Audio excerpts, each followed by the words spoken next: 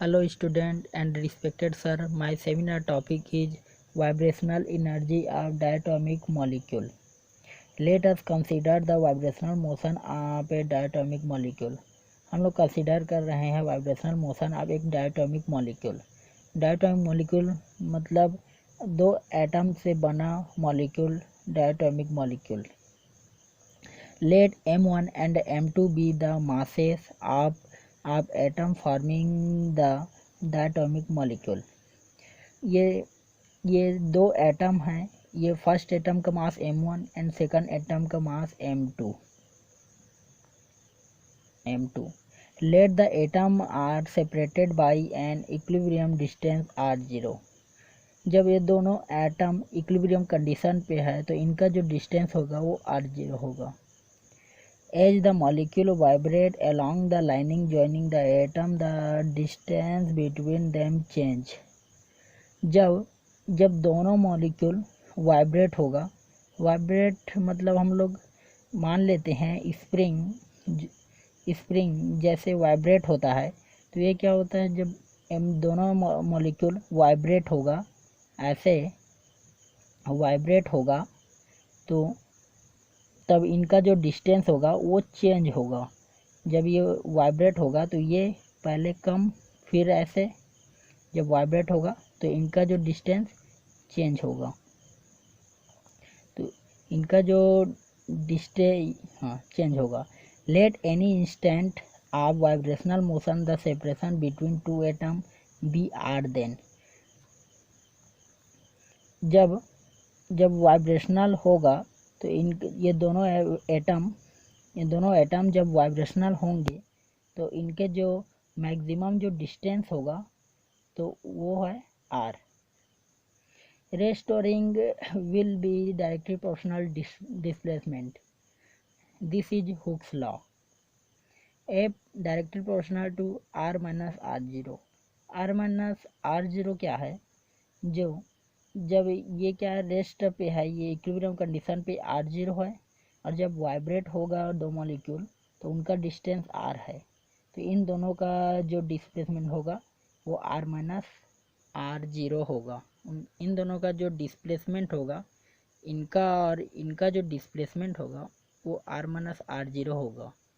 F equal to minus के R minus R0, जो कि ये हो गया। जो k है, k इज फोर्स है कांस्टेंट, एंड जो नेगेटिव है वो डायरेक्शन अपोजिट है। मतलब जो हुक्स लॉ के अकॉर्डिंग जब इसमें जब ये वाइब्रेट होगा तो इसके जो अपोजिट हम लोग जब फोर्स जो अप्लाई करते हैं उसके अपोजिट डायरेक्शन में जो फोर्स लगता है वो होता है आपका डिस्प्लेसमेंट। जो रेस्टोरिंग का तो वो है आपका हुक्स लॉ, जो ये क्या है, जो शो करता है नेगेटिव साइन को। Let r minus r0 equal to x, तो हम लोग r minus r0 equal to x put करते हैं। तो जो x क्या है, तो ये इक्विलिब्रियम कंडीशन पे है, ये जो डायटोमिक मॉलिक्यूल जब इतना है और ये जब वाइब्रेट होगा, ये जब डायटोमिक मॉलिक्यूल जब वाइब्रेट होगा उनका जो डिस्प्लेसमेंट इतना है वो है आपका x। F equal to minus के एक्स, जो माइनस जो क्या है, जो फोर्स के अपोजिट डायरेक्शन है। k क्या है, k फोर्स कांस्टेंट है, x क्या है, displacement. This is Hooke's law. As M1 and M2 are the masses of two atoms forming the diatomic molecule, so reduced mass mu of the molecule is given by। अब हम consider कर रहे हैं ये जो diatomic molecule है इसको हम लोग एक सिस्टम कंसीडर कर रहे हैं, वन सिस्टम कंसीडर कर रहे हैं, और इनका जो मास होगा वो mu equal to M1 into M2 upon M1 plus M2 होगा, जो कि ये क्या है, एक रेडियस मास है। According to Newton second law of motion, Newton law के सेकंड लॉ के according F equal to ma, force is equal to mass into acceleration. F equal to mu d square x upon d t square. जो ये जो मास है, ये total जो system का मास हम लोग मास लिए हैं, जो कि एक रिड्यूस मास है।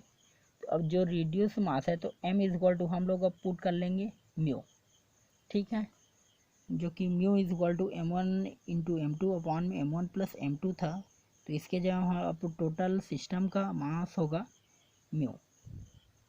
तो म्यू इंटू एक्सेलरेशन क्या है, जो कि डबल डेरिवेटिव ऑफ डिस्प्लेसमेंट है। तो इसको हम लोग पुट कर लेते हैं d square x upon d t square. ये हो गया आपका fourth equation. Comparing two and fourth equation, two and fourth, तो कंपेयरिंग टू एंड फोर्थ भी गेट हो जाएगा mu d square x upon d t square equal minus के x. तो d square x upon d t square, तो ये हो जाएगा उस साइड पक्षांतर माइनस के एक्स अपॉन में म्यू। तो d square x upon d t square plus k x upon mu, इसको इस साइड पक्षांतर तो इक्वल टू जीरो। तो d square x upon d t square plus omega square x equal to zero, where जो k upon में जो mu equal to omega square. This is the differential equation of simple harmonic oscillator. Angular frequency of vibration of molecule is given by, तो omega equal to जो frequency equal to हो जाएगा under root k by mu. तो ये जो omega, इसको हम लोग जोवर को एक साइड पक्षांतर करेंगे तो ये अंडर रूट हो जाएगा, तो under root k by mu.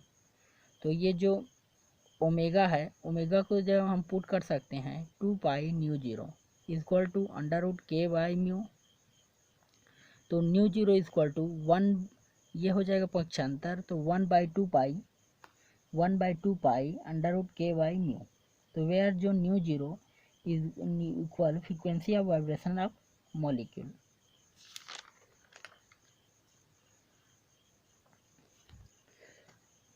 अभी तो हम लोग जो पढ़ रहे थे ये पूरे क्लासिकल मैकेनिक्स के अकॉर्डिंग था। अब हम लोग जो पढ़ रहे हैं, हम जो पढ़ेंगे क्वांटम मैकेनिक्स ट्रीटमेंट के according. As AB equal to जो negative of the rate of change of potential energy. जो फोर्स इक्वल टू होगा negative of the rate of change potential energy equal to 5 equation, where V is potential energy of vibrating molecule. तो from equation two F equal to minus के x. तो यहाँ पर तो comparing above equation we get, तो minus D यहाँ हो जाएगा, जो negative of the rate of change potential energy equal to हो जाएगा माइनस के एक्स।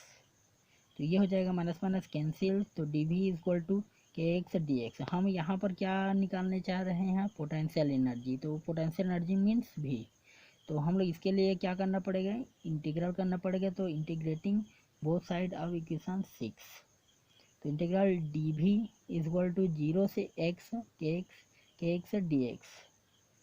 तो ये भी इक्वल टू हो जाएगा के कांस्टेंट, तो बाहर 0 से एक्स डी एक्स। तो ये हो जाएगा के एक्स स्क्वायर बाई 2, 0 से एक्स, तो भी इक्वल टू हो जाएगा 1/2 के x square. 7 equation. This is potential energy of harmonic oscillator. Now Schrodinger time independent wave equation in one dimensional is given by, जो कि वन डायमेंशनल है इसलिए इसको हम लोग curly square psi upon curly X square plus 2 upon H cut square E minus V psi equal to 0। ये 8 equation. 3 dimensional होता है तब मतलब जो कंप्लीट डेरिवेटिव होता है तो उसे हम लोग D square upon D x square से शो करते हैं। यदि वन डायमेंशनल होता है तो उसे हम लोग curly square upon curly X square से शो करते हैं। इक्वेशन 7 इन 8 वी गेट, तो curly square psi upon curly X square plus 2m upon H cut square E minus 1/2 X square into psi equal to 0। तो on solving above equation energy eigen value for simple harmonic oscillator are given by, तो E N is equal to N plus 1/2 H nu zero, 9th equation, where N is equal to हो जाएगा 0 1 2 dot dot dot is called vibrational quantum number, and nu zero is equal to हो जाएगा 1/2 pi under root k by mu. तो vibrational energy level are equally space हो जाएगा। तो for first जो for n equal to यदि zero put कर रहे हैं तो ई जीरो इक्वल टू हो जाएगा 1/2 एच न्यू जीरो, जो 0 पॉइंट एनर्जी है, जो ये क्या है, जो ई जीरो पर भी इसका क्या है एनर्जी 1/2 एच न्यू जीरो, जो कि ये क्या है 0 पॉइंट एनर्जी है, जो कि हम लोग रोटेशनल वाइब्रेटिंग में पढ़े हैं। तो उसमें क्या होता है, ई जीरो पे क्या होता है, इसका कोई भी वैल्यू नहीं होता, लेकिन ये वाइब्रेशनल एनर्जी में इसका ई जीरो पे वैल्यू होता है। Second, for n is equal to 1 E1 is equal to 3/2 h nu naught, for N2 is equal to E2 is equal to 5/2 h nu naught, for N is equal to 3 E3 is equal to 7/2 h nu naught, and so on. यह है vibrational energy का energy हम लोग show किए हैं। n equal to 0 पर E zero equal to 1/2 H nu naught, n equal to 1 पर E1 equal to 3/2 h nu naught, n equal to 2 पर E2 equal to 5/2 h nu naught, n equal to 3 पर E3 equal to 7/2 h nu naught, n equal to 4 equal to E4 equal to 9/2 h nu naught, and so on. इसमें जो energy जो level है वो equally space पे रहेगा। The vibrational energy level of जो diatomic molecule are discrete are quantized. तो E1 minus E0 equal to 3/2 h nu naught minus 1/2 H nu naught is equal to h nu zero. E2 minus E1 is equal to 5/2 h nu naught minus 3/2 h nu naught is equal to h nu zero, and so on. कहने का मतलब क्या है, जो सभी का जो value निकल रहा है ये एनर्जी में जो इंट्रैक्शन पे, तो ये क्या है एच न्यू नॉट। तो इसमें जो एच न्यू नॉट निकल रहा है तो वो क्या है, ये सिलेक्शन रूल को शो कर रहा है, जो +-1 होता है। जो सिलेक्शन इसमें क्या होता है, जैसे ये इसका जो सिलेक्शन होता है वो ये ऊपर से ये हाई लेवल से ये लो लेवल में केवल एक ही स्टेप ऐसे आएगा, ठीक है। वैसे ही ये सभी में, ये फोर्थ से थर्ड में, थर्ड से फोर्थ में, सभी में क्या है डिस्प्लेसमेंट 1 का है। ये सभी में ऐसे एक एक स्टेप का। 5 से डायरेक्ट इसमें 3 में नहीं आ सकते क्योंकि इसमें 2 का डिस्प्लेसमेंट हो जाएगा। वैसे हम लोग नीचे से ऊपर भी हम लोग एनर्जी लेवल 1 जा सकते हैं। सभी में डिस्प्लेसमेंट 1 का है, इसलिए एक में ऐसे शो कर दिया हूँ। Next, hence vibrational energy level are equally space. जो क्या होता है, एनर्जी लेवल इक्वली स्पेस में होता है। सिलेक्शन रूल बिटवीन वेरियस जो discrete vibrational energy level of a diatomic molecule, only दो transition are allowed for which difference in vibrational quantum number n equal to 2 level r is +-1। जो energy level पे जो transition होगा वो +-1 होगा, जो अभी मैं पहले बता चुका हूँ। जो कैसे, जो हाई लेवल से केवल एक क्या होगा, लोअर लेवल में केवल एक ही स्टेप नीचे आ सकता है, या फिर लो लेवल से हाई लेवल केवल एक ही स्टेप ऊपर जा सकता है। इसमें क्या होता है, केवल ये जो हाई लेवल से 1 लेवल, केवल इसके जो सिलेक्शन रूल है वो +-1 1 होता है। frequency of line in vibrational spectra. Let molecule makes transition from higher energy level having quantum number n plus 1 to lower energy level having quantum number n then। तो ये क्या है, जो हायर एनर्जी लेवल से lower energy level पे आने के लिए केवल ये एक ही स्टेप प्लस माइनस हो सकता है। तो ये क्या होगा, तो हायर लेवल से जब लोअर एनर्जी आएगा तो ये एक फोटोन इमिट करेगा, और जब लोअर लेवल से हाई लेवल जाएगा तो ये क्या होगा, इसमें एक फोटोन एब्जॉर्ब करेगा, एक फोटोन एब्जॉर्ब करता है। ये वही है, इसको हम लोग इसके लिए एक और बना लेते हैं। तो इसमें क्या है, ये एनर्जी लेवल है n1 n+1 en+1।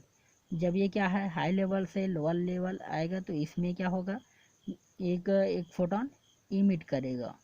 जब लोअर लेवल से हाई लेवल जाएगा तो क्या होगा, वन फोटोन एब्जॉर्ब करता है। तो h nu equal to en+1 minus en।